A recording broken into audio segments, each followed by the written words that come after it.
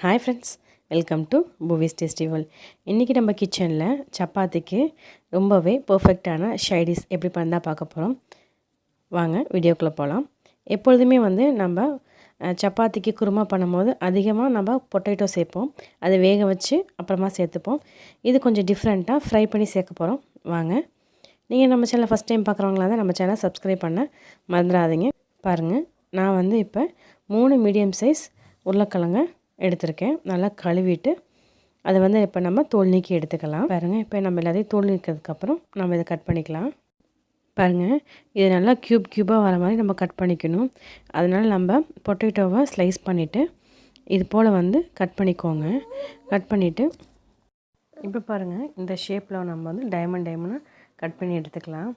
பாருங்கள், இது மாதிரி நம்ம எல்லா உருளைக்கிழங்கையும் கட் பண்ணி எடுத்துக்கலாம். பாருங்கள், இப்போ நம்ம 3 உருளைக்கிழங்கையும் டைமண்ட் ஷேப்பில் கட் பண்ணி எடுத்தாச்சு. இப்போ இதை உடனே நம்ம ஃப்ரை பண்ணி எடுத்துடலாம். பாருங்கள், நான் கொஞ்சமாக தான் எண்ணெய் ஊற்றிருக்கேன். எண்ணெய் அவ்வளோவே போதும். நம்ம கொஞ்சமாக தான் பொரிச்சு எடுக்க போகிறோம். எண்ணெய் சூடானதும் நம்ம கொஞ்சம் கொஞ்சமாக அதில் போட்டு பொரிச்சு எடுத்துக்கலாம். ஃபஸ்ட்டு ஒன்று போட்டு செக் பண்ணிக்கோங்க. அதுக்கப்புறமா நம்ம எல்லாத்தையும் ஃப்ரை பண்ணிக்கலாம். பாருங்கள், கொஞ்சம் கொஞ்சமாக போட்டு நான் நல்லா ஃப்ரை பண்ணி எடுத்துக்கலாம். பாருங்கள், உருளைக்கிழங்கெல்லாம் நல்லா புரிஞ்சு வந்திருக்கு. இந்த ஸ்டேஜில் நம்ம எடுத்து நம்ம வேறு ஒரு பிளேட்டுக்கு மாற்றிடலாம். இதே மாதிரி எல்லாத்தையும் நம்ம பொரிச்சு எடுத்துக்கலாம். இப்போ நம்ம மிக்ஸி ஜாரில் தேவையான பொருட்களை அரைச்சி எடுத்துக்கலாம். 2 மீடியம் சைஸ் தக்காளி எடுத்திருக்கேன். அதை இதுக்குள்ள சேர்த்துலாம். நம்ம சேர்த்துட்டு இது கூடவே 2 மீடியம் சைஸ் வெங்காயம் அதை சேர்த்துக்கோங்க. கூடவே கொஞ்சமாக முந்திரி பருப்பு. இது கண்டிப்பாக சேர்த்தா தான் நம்மளுக்கு குருமா ரொம்ப ரிச்சாக கிடைக்கும். அதனால தான். இப்போ ஒரு பேனில் 1 டேபிள் ஸ்பூன் எண்ணெய் ஊற்றிக்கோங்க. இந்த எண்ணெய் சூடானதும் நம்ம ஃபஸ்ட்டு இஞ்சி பூண்டு பேஸ்ட் சேர்த்துக்கலாம்.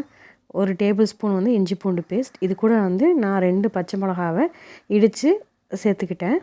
அந்தளவுக்கு சேர்த்துக்கோங்க. சேர்த்துட்டு நல்லா எண்ணெயில் வதக்கி விடுங்க. அந்த பச்சை வாசனையெல்லாம் போகிற வரைக்கும்.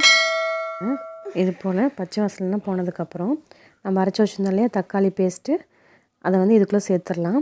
சேர்த்துட்டு நம்ம கழுவிட்டு அந்த தண்ணியை கூட இது கூட ஜாயின் சேர்த்துக்கலாம். நம்ம மிக்ஸி ஜாரை கழுவி அந்த தண்ணியும் நம்ம இதுக்குள்ளே சேர்த்துக்கலாம். சேர்த்துட்டு நல்லா கொதிக்க விடுங்க. நல்லா கொதி வந்ததுக்கப்புறம் நம்ம மசாலா பொருட்கள்லாம் சேர்த்துடலாம். இது கூட பாருங்கள், ஓரளவு கொதி வந்துருச்சு. இப்போ நம்ம தேவையான மசாலா பொருட்களை இது கூட சேர்த்துலாம். நம்ம பாருங்கள், ஃபஸ்ட்டு 1/4 டீஸ்பூன் போல் மஞ்சள்தூள் சேர்த்துக்கோங்க. நம்ம ஆல்ரெடி பச்சை மிளகாய் சேர்த்திருக்கோம். அதனால் அதுக்கு தகுந்த மாதிரி நம்ம மிளகாத்தூள் சேர்த்துக்கலாம். நான் 1 டீஸ்பூன் அளவுக்கு மிளகாத்தூள் சேர்த்துருக்கேன். அடுத்தது தேவையான அளவு உப்பு சேர்த்துக்கலாம். இது கூடவே நம்ம கரம் மசாலா மட்டும் சேர்த்துக்கலாம்.